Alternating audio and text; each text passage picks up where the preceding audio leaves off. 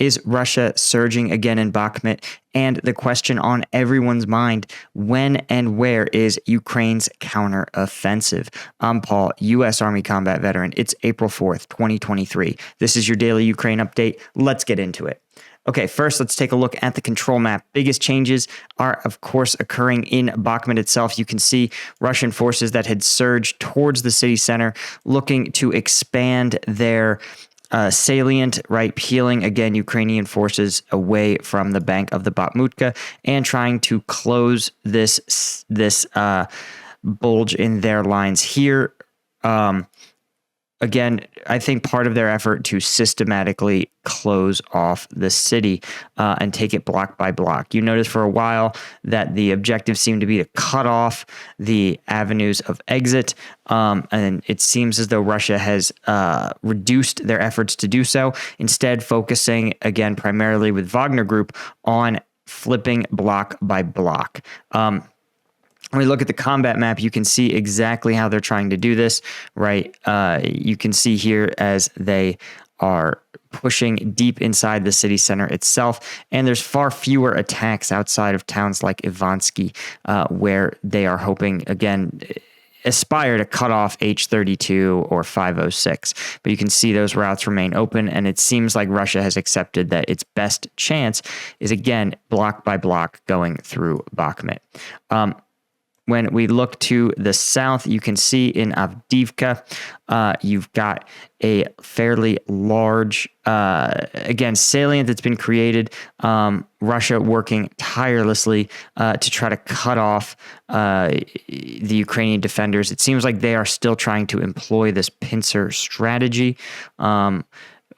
primarily in the south, trying to advance and cut off forces in the north, probably beyond the rail yard. That seems like a much more likely outcome than trying to clear the city itself, where basically it seems like Russian aligned forces haven't even made an effort.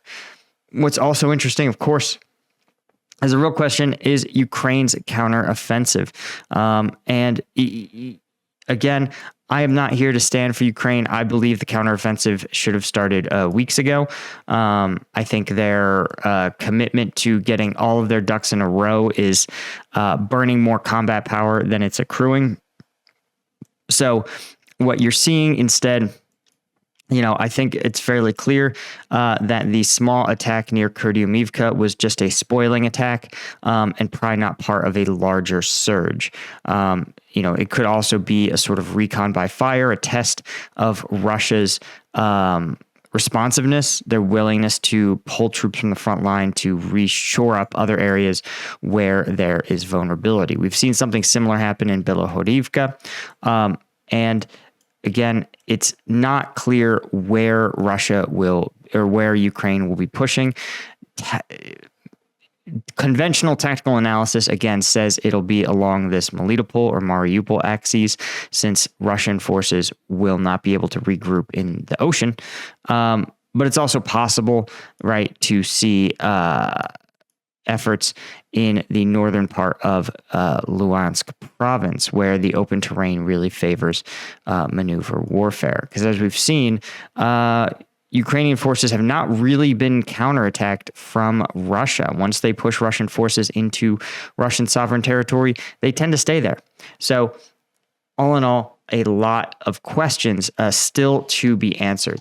As always, guys, I've been given the boot from Patreon, and so I have rolled out my own site, combatvetnews.com, where, of course, we've got we've got news, the latest news on Ukraine. We also, of course, have all of my YouTube videos, and of course, if you want to become a member, we have members-only content, just like the Patreon, a lot of the Patreon archives, actually. But we also just dropped yesterday, right, a look at the Russian Marines in Volodar. These guys are out here. It's probably the most extensive GoPro footage we've seen of Russian forces thus far in the war. And that's all for the Patreon, or excuse me, the members only. So anyway, guys, thanks as always, and I will see you in the next one.